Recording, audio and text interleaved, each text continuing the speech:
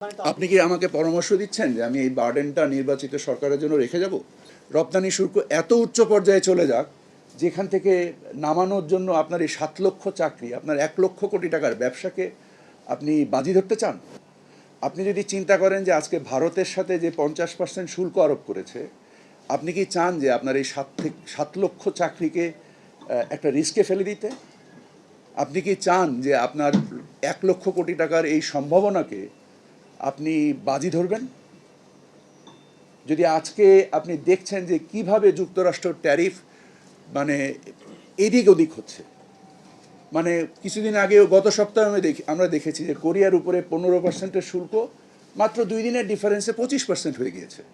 So আপনি কি চান যে বর্তমান সরকার আগামী সরকারের জন্য এমন একটা বার্ডেন রেখে দিয়ে যাক যেখানে রপ্তানি শুল্ক এত উচ্চ পর্যায়ে চলে যাক যেখান থেকে নামানোর জন্য আপনার এই 7 লক্ষ চাকরি, আপনার 1 লক্ষ কোটি টাকার ব্যবসাকে আপনি বাজি ধরতে চান?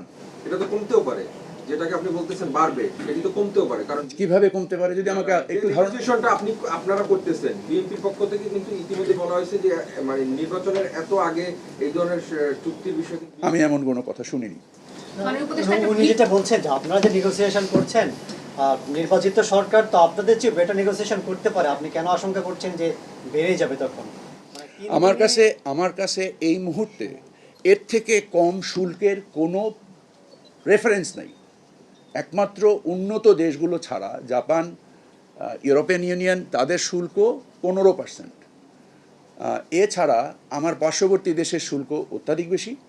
আপনারা শুনেছেন গত সপ্তাহে ভারত $600 বিলিয়ন আমেরিকান প্রকিউরমেন্টে, তার মধ্যে বোয়িং ইনক্লুডেড, প্রতিশ্রুতি দিয়েছে। আমরা এখানে $3 বিলিয়ন বা তার বেশি কিছু টাকার কথা বলছি, এবং তারপরেও আমরা যে আলোচনাগুলো করছি, আপনি যে ধারণাভিত্তিক কথা বলছেন কমে যেতে পারে। আপনি যদি আমাকে একটু পরামর্শ দেন তাহলে আপনার ওই পরামর্শ কাজে লাগিয়ে আমি চেষ্টা করব। আপনি যেটা বলছেন যে পরবর্তী সরকারের জন্য চিন্তা করছেন, সেটা মাত্র 3 দিন আগে, নির্বাচনের 3 দিন আগে আপনি মনে করছেন যে আপনারা বেটার কিছু করছেন। আমি বলছি যে নির্বাচিত সরকার তো আপনার যে বেটার কিছু করতে পারে বা পারতো বা বেশিও হতে পারতো, সেই ভবিষ্যৎবাণী তো আপনি কি আমাকে পরামর্শ দিচ্ছেন যে আমি এই বার্ডেনটা নির্বাচিত সরকারের জন্য রেখে যাব? পরামর্শ না, আমি পরামর্শ দিচ্ছি না। ব্যবসায়ীরা প্রশ্ন তুলেছে, সিপিডি কোন ব্যবসায়ী প্রশ্ন তুলেছে? সিপিডি বলেছে, ঢাকা চেম্বার বলেছে, বিজিএম এর সহসভাপতি কি বলেছে? যে নির্বাচিতর আগে এই চুক্তিটা একটু রাজনৈতিক। আপনি কি ভুলে গিয়েছেন যে আমি যখন যুক্তরাষ্ট্রে ট্রেড নেগোসিয়েশনে করছিলাম তখন আমরা কেন লবিস নেই নাই, এটার জন্য কি পরিমাণ চাপ সৃষ্টি করা হয়েছিল আমাদের উপরে? আমরা নিজেরা, মানে আমাদের যে দল, ডক্টর খলিল, লুৎফে সিদ্দিকী, আমি নিজে, আমরা বাণিজ্য সচিব এবং বাণিজ্য যে টিম, আমাদের বাণিজ্য মন্ত্রণালয়ের টিম, আমরা যে কাজটা করতে পেরেছি, আমাদের প্রতিযোগী দেশ একটার পর একটা লবিস ফার্ম নিয়োগ করেছে। তারা কি কেউ আমাদের থেকে ভালো করেছে? একটা দেশের উদাহরণ দেখান তো আমাদের প্রতিযোগী দেশগুলোর মধ্যে কেউ কি পেরেছে?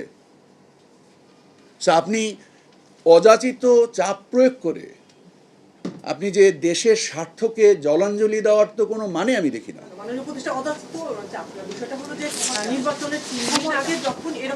আপনার যখন আপনার পেশেন্ট যখন আইসিইউতে, আপনি আগামী সরকারের জন্য নিশ্চয়ই আপনি একটা ভালো মানে অবস্থা অর্থনৈতিকতা রেখে যেতে চাচ্ছেন, অথবা যুক্তরাষ্ট্রের সাথে এরকম একটা নেগোসিয়েশনের মধ্যে দিয়ে বিষয়টাকে এরকম একটু ক্লিয়ার করেন। আমি আপনার প্রশ্ন বুঝতে পারি। আগামী সরকারের জন্য একটা ভালো পথ আপনি তৈরি করে রেখে যাচ্ছেন কিনা সেটাই আপনারা। ইনশাআল্লাহ। হ্যাঁ, সেটাই একটু যদি এটা কি আপনাদের মনে হচ্ছে না? আমাদের মনে হয় না, পরিষ্কার হতে চাচ্ছি আপনার কাছ থেকে। না, নিশ্চিতভাবেই আমরা প্রাণান্তকর চেষ্টা করছি।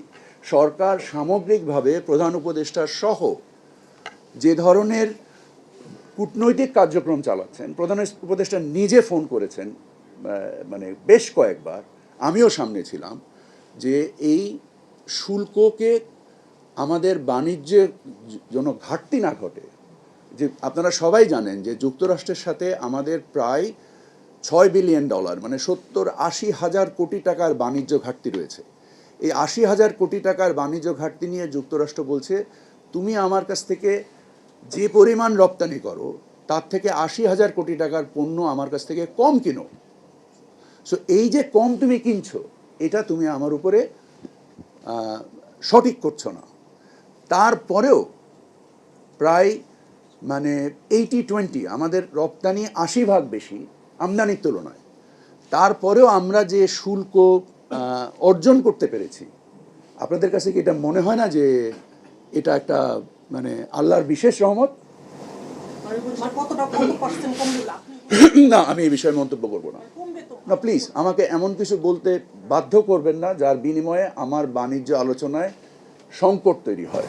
এটা তো বাণিজ্য চুক্তি, তাই না? বিষয়টা তো অবশ্যই দেশের বাণিজ্য। আমি দেশের স্বার্থে প্রয়োজনীয় সকল সক্ষমতা সরকার, প্রধান উপদেষ্টা থেকে শুরু করে এই নেগোসিয়েশন টিমে যারা আছেন তারা সকলে তাদের সর্বশক্তি নিয়োগ করছে।